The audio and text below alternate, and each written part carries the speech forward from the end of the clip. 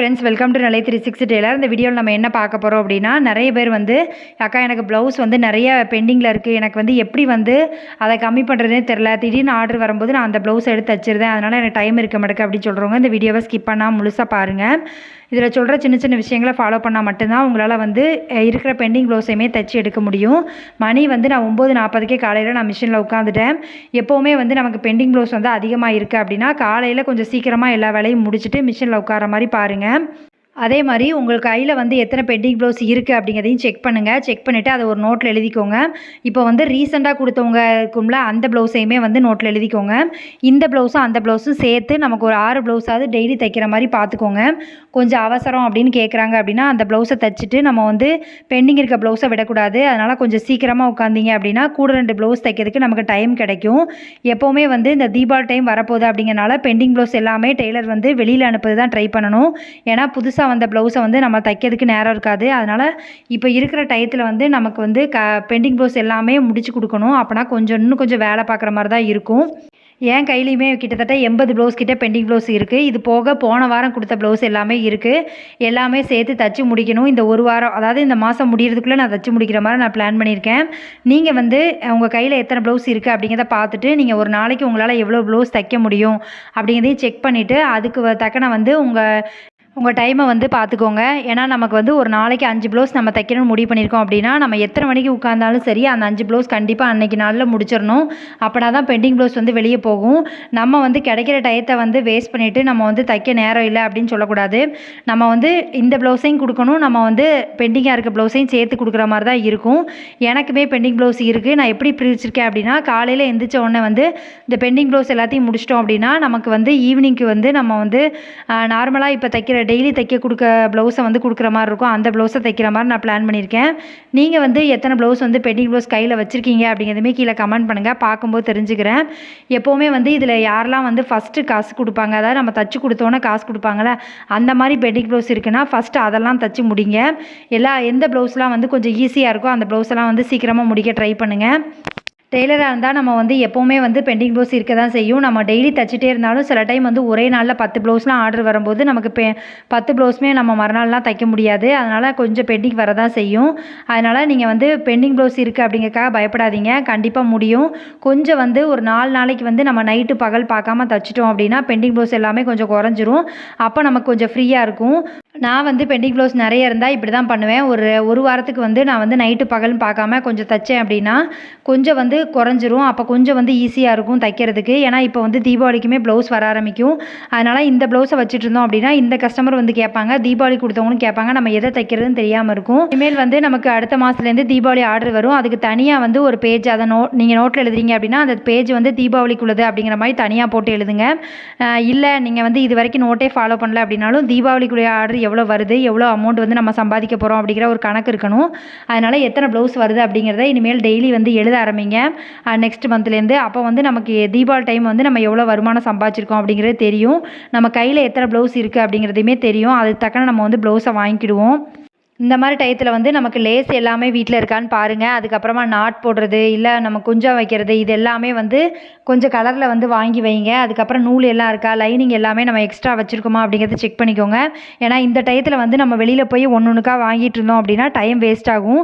வெளியில் போயிட்டு வந்தோம் அப்படின்னாலே ஒரு 1/4 மணி நேரம் ரெஸ்ட் எடுத்தால் தான் திரும்ப வேலை நடக்கும். அதனால் நீங்கள் அந்த மாதிரி வேலை எல்லாத்தையுமே வந்து இந்த வாரம் ஞாயிற்றுக்கிழமை போய் எது வேணும் அப்படிங்கிறத பார்த்து நீங்கள் வந்து வாங்கிட்டு வந்துடுங்க.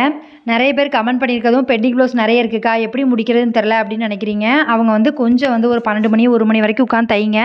உடம்பை பார்த்துக்கணும் தான் இல்லைன்னு சொல்ல, ஒரு வாரம் வந்து அப்படி கஷ்டப்பட்டால் மட்டும்தான் நம்ம பெண்டிங் ப்ளவுஸ் எல்லாமே வெளியில் போகும். அதனால தான் சொல்கிறேன்.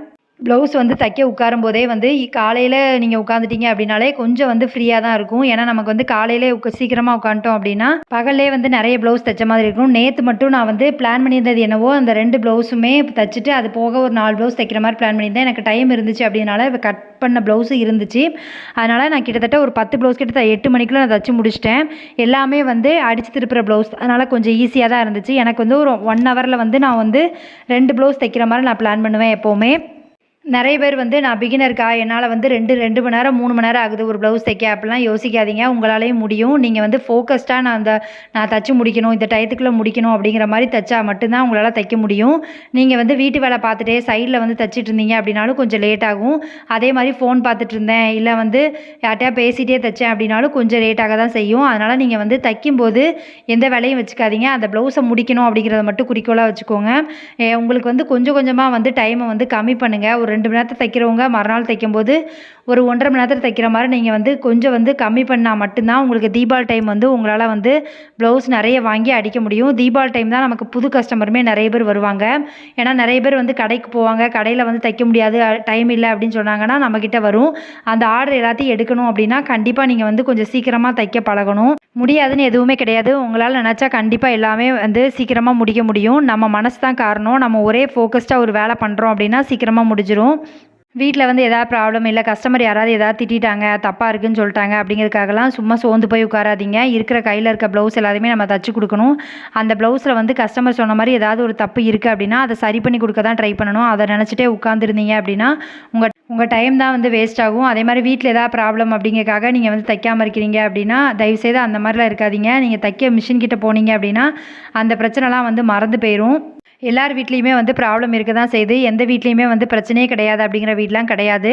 அப்படிங்கும்போது நம்ம வந்து சும்மா உட்காந்து அதை நினச்சி ஃபீல் பண்ணிகிட்ருக்கோம் அப்படின்னா அந்த பிரச்சனை சால்வ் ஆக போகிறது இல்லை. நம்ம வேலையை நம்ம பார்க்கணும். நமக்குன்னு ஒரு தொழில் இருக்குது. அந்த தொழிலை வந்து கரெக்டாக நம்ம பண்ணணும். நம்ம வந்து கஸ்டமர்கிட்ட போய் எங்கள் வீட்டில் சண்டை, அதனால் நான் வந்து தைக்க முடியல அப்படின்லாம் ரீசன் சொல்ல முடியாது.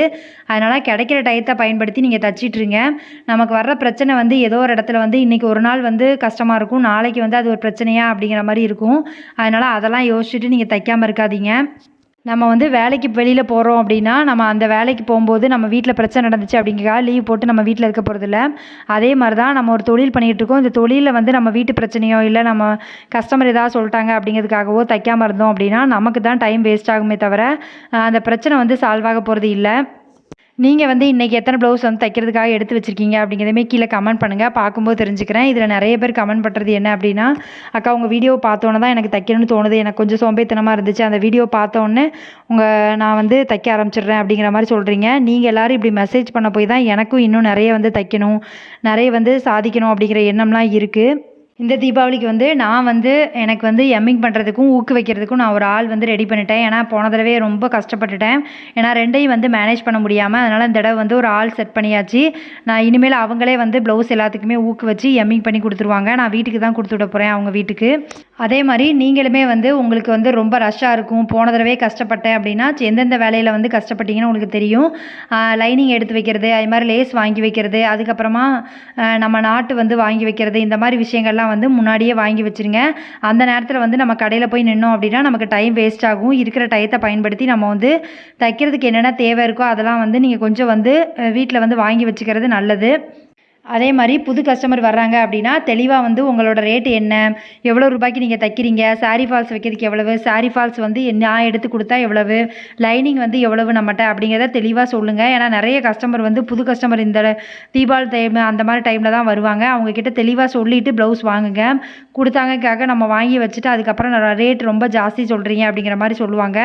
அதனால் கஸ்டமர் வந்து புதுசாக வந்தாலும் சரி உங்கள் ரேட் என்ன, நீங்கள் வந்து எதுக்கு எவ்வளோ வாங்குறீங்க அப்படிங்கிறத தெளிவாக வந்து சொல்லுங்கள். சரின்னு சொன்னால் மட்டும் நீங்கள் வந்து ப்ளவுஸ் தைச்சி கொடுங்க. அதே மாதிரி ஒரு டிசைன் கேட்குறாங்க அப்படின்னா அதுக்கு எவ்வளோ சார்ஜ் அப்படிங்கிறத முதல்லே வந்து சொல்லிடுங்க. அதே மாதிரி உங்ககிட்ட வந்து ஒரு ப்ளவுஸ் தைக்க கொடுக்காங்க அப்படின்னா அந்த ப்ளவுஸ் வந்து அவங்க எந்த கலர் கொடுக்காங்க எல்லாத்தையுமே வந்து கொஞ்சம் வந்து எழுதி வச்சுக்கோங்க. ஏன்னா நிறைய ப்ளவுஸ் வரும்போது நமக்கு வந்து யாரோடது எதுங்கிறது கன்ஃபியூஸ் ஆகும். அதனால் நீங்கள் வந்து அந்த கவர்லனாலும் எழுதி வச்சுக்கோங்க, இல்லை ஒரு பேப்பரில் எழுதி அந்த ப்ளவுஸில் வந்து பின் பண்ணிடுங்க, இந்த ப்ளவுஸு இவங்களோடது அப்படிங்கிற மாதிரி.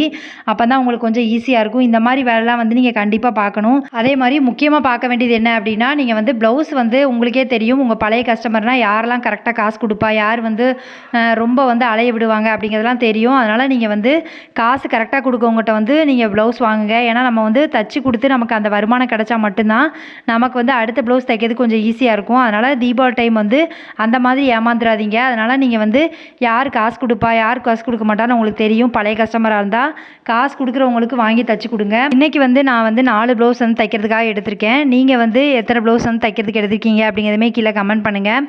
அதே மாதிரி கொக்கி வைக்கிறதுக்கு நான் ஒரு ஆள் வந்து எம்மிங் பண்ணுறதுக்கும் நான் ஒரு ஆள் ஆள் வந்து பிடிச்சிருக்கேன் அப்படிங்கிற மாதிரி சொல்லியிருந்தேன்.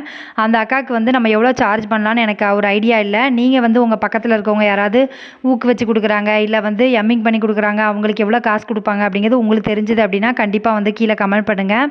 அப்போ நானுமே வந்து கொஞ்சம் பார்த்துக்கிறேன். இந்த வீடியோவில் சொன்ன எல்லா விஷயங்களும் வந்து இப்போ பிகினராக இருக்கவங்க, இல்லை வந்து நான் வீட்டிலேருந்து தச்சு கொடுக்கேங்க அப்படிங்கிறவங்க இந்த மாதிரி ப்ரிப்ரேஷன்லாம் பண்ணால் மட்டும்தான் இந்த மாதிரி ரஷ்ஷான டயத்தில் வந்து நம்மளால் தச்சு நம்ம வந்து கொடுக்க முடியும். நீங்களுமே வந்து உங்களுக்கு எம்மிங் பண்ணுறதுக்கோ இல்லை வந்து ஊக்குவிக்கிறதுக்கோ ஆள் தேவைப்படுது அப்படின்னா அதுக்கு தக்கன வந்து ஆளை அரேஞ்ச் பண்ணிக்கோங்க. எவ்வளோ சார்ஜ் பண்ணணும் அப்படிங்கிறதையுமே தெரிஞ்சு அவங்களுக்கு வந்து கொடுங்க. அப்போ உங்களுக்கு கொஞ்சம் வேலை ஈஸியாக இருக்கும். இதில் சொன்ன எல்லா விஷயங்களுமே வந்து நான் ஃபாலோ பண்ணுறது தான். நான் ஃபாலோ பண்ணுற விஷயங்கள் தான் உங்களுக்கு வந்து சொல்லியிருக்கேன். உங்களுக்கு வந்து இந்த வீடியோ பிடிச்சிருக்குன்னு நினைக்கிறேன். பிடிச்சிருக்கு அப்படின்னா லைக் பண்ணுங்கள், கமெண்ட் பண்ணுங்கள், ஷேர் பண்ணுங்கள். இந்த மாதிரி வீடியோ வேணும் அப்படின்னாலும் கீழே கமெண்ட் பண்ணுங்கள். உங்கள் ஃப்ரெண்ட்ஸ் யாராவது இப்போ தான் தையல் தொழில் பழகுறாங்க அப்படின்னா அவங்களுக்கு இந்த வீடியோவை ஷேர் பண்ணி விடுங்க. அவங்களுக்கு வந்து இந்த வீடியோ ரொம்ப யூஸ்ஃபுல்லாக இருக்கும். Thank you friends. இவ்வளோ நேரம் வீடியோ பார்த்ததுக்கு ரொம்ப நன்றி. தேங்க்யூ.